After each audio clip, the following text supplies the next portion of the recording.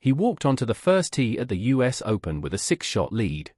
And his own home crowd showed up hoping to watch him fall apart.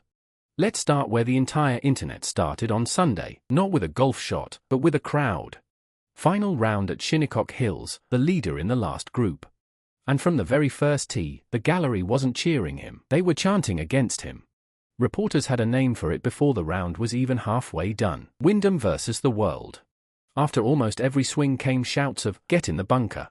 When he missed a green, fans cheered. When he missed a putt, the grandstands roared. It got loud enough that NBC mentioned it live, and security escorted multiple spectators off the property for taunts like, "Don't choke." At one point, after a wayward bunker shot, fans sprinted to swarm his ball by the cart path, openly cheering the miss. A hole later, when his chip rolled all the way back down to his feet, they cheered that too. And here's the part that made it explode online. One golf outlet pointed out this wasn't just a Long Island thing. The same reaction played out all day on Reddit, on Twitter, on Facebook, in group chats. An American crowd, openly rooting against an American player, at the US Open. Commentators called it wild to witness. Some called it classless, a dark cloud over what should have been a celebration. And reporters were quick to note this wasn't simple favoritism. The same gallery happily cheered Sam Burns, Tom Kim, even Rory McIlroy. The one name they turned on was his. That's what made it feel personal. So that's the scene, but it raises the obvious question everyone was asking through their screens. Why? Why would a home crowd turn on one of its own like this? The answer goes back exactly 1 year. Because the venom wasn't random, it traced straight back to one image fans refused to forget. Last year, after missing the cut at the US Open, this same player took out his frustration on the locker room, kicking in 2 of the host club's historic lockers.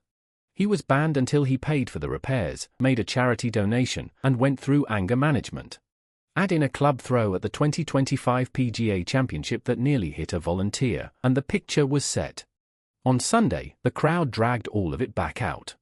Among the chants reporters caught were, "Locker smasher," and "Nobody likes you." Online, the conversation split cleanly down the middle. One camp argued he'd earned every jeer and deserved to be shunned. The other pushed back, pointing out that everyone makes mistakes they regret, and that a year of public apologies should count for something. Even the player's own team acknowledged the root of it. His sports psychologist admitted his first apologies had landed as a little weak, which only alienated fans further. He spent the months since trying to win them back. Sunday was supposed to be a step in that direction. Instead, it became a referendum. For a player who'd spent a year trying to move past one bad afternoon, the message from Shinnecock was blunt. The internet had not moved on, and it had brought receipts. But the crowd had a second reason to be against him, and that reason was standing right beside him in the final pairing. His playing partner was the most popular man in the sport, the world number 1. Chasing the one prize missing from his career, the career Grand Slam. And he was chasing it on his 30th birthday, on Father's Day. You could not script a more made-for-TV storyline if you tried. So the gallery did what galleries do, they sang happy birthday to him on the first tee. They willed every putt toward him. The PGA Tour even noted the history on the line. No player on record had ever won a major championship on their actual birthday.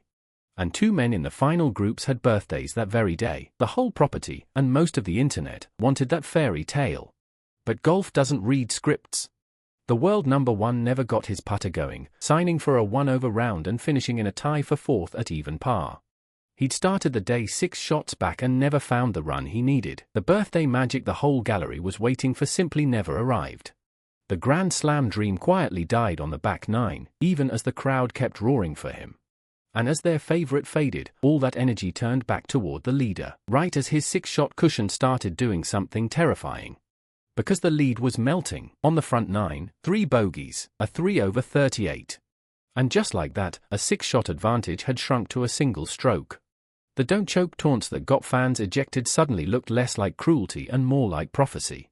Online, everyone reached for the same ghost at the same moment. Greg Norman, the 1996 Masters. The only player in history to ever blow a 6-shot lead in the final round of a major. The question hung over every timeline. Was he about to author the most painful collapse in years, in front of a crowd that was begging for it? Observers had clocked a grim little pattern. When he stumbled, the gallery erupted. When he pulled off a great shot, near silence. And then he didn't. A birdie at the 10th steadied him, nudging the cushion back to 2. But it wasn't clean from there. A bogey at the 13th and a Sam Burns birdie just ahead of him sliced the margin right back to a single shot. The collapse was there for the taking. His own caddy put it bluntly afterward. People weren't nice. His strategy was almost defiant. He took every cheer meant for someone else and pretended it was for him, turning the hostility into fuel. And on the par 5 16th, with the tournament wobbling, he answered the only way that quiets anybody, pouring in a birdie to push the lead back to 2. But it still wasn't over, because the man chasing him had a real chance to force everything into a playoff. That man was Sam Burns. He had hauled himself right back into the fight. Even after Clark's answer at the 16th, a birdie on either of the last 2 holes could still have forced a playoff. He stood over makeable looks on the 17th and the 18th, and both slid by. Cameras caught him sinking to his knees, then leaning back in the scoring trailer with his hands on his head, before he walked out to the range with his 2-year-old son. His best ever major finish, and it still felt like a loss. His 3rd straight top 10 at this championship, and still the closest he's come to a first major. And so, at the 72nd hole, the villain of the week tapped in for the win. Wyndham Clark, a 2-time US Open champion, and only the 9th wire-to-wire winner in the event's history. Just the 24th man ever to win the US Open more than once. On the same Father's Day the crowd wanted to belong to someone else. His own father surprised him beside the 18th green.